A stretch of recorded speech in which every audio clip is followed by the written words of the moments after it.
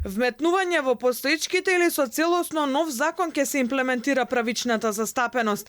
Владата има капацитет да изработи замена за балансерот и за тоа има две можности: да се вметне во предлог законите за јавна администрација кои се во собраниска процедура, или пак со ново законско решение кое ќе се најде на разгледување и пред Венецијанската комисија, вели министерот Горан Минчев.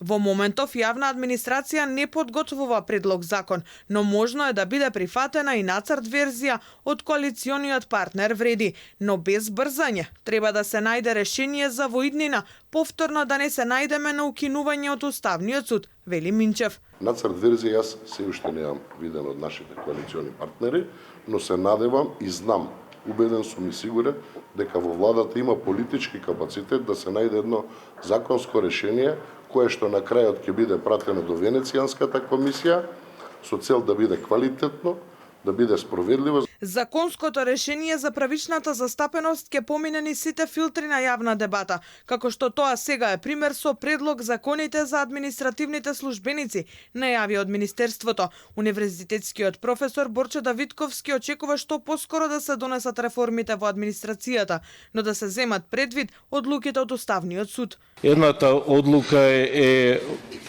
во поглед на статусот на вработените во високото образование, а втората одлука сите, како што е добро позната, е така наречениот балансер.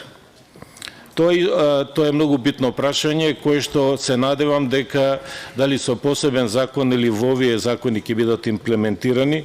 Очекувано во центарот на дебатата беа платите за јавниот сектор, прашање кое го покренаа синдикатите. Не може раководител на сектор во одредено министерство, раководител на сектор во градот Скопје и раководител на сектор во една рурална единица на локална самоуправа да имаат иста плата. И велиме потоа ни бегаат вработените. Па нормално ќе бегаат. Користиме најчесто јавен превоз и трошиме до 30% од нашите плати за да дојдеме на нашите работни места и мислам дека треба да размислуваме и треба да разговараме овој проблем на работниците да биде надминат. Од друга страна, синдикалните организации, но и пошироката јавност бара враќање на бодовите кои се доделуваат при вработувањата и унапредувањата во зависност од тоа кандидатот на кој универзитет завршил високо образование. Оценуваат образованието по тоа дали е универзитетот на кое место на Шангајска листа, дали не е на Шангајска листа и за тоа да се доделуваат пред се бодови на сите кандидати. Немањето на ранг листа значи изедначување на сите универзитети, и домашни и странски, при вреднувањето на образованието.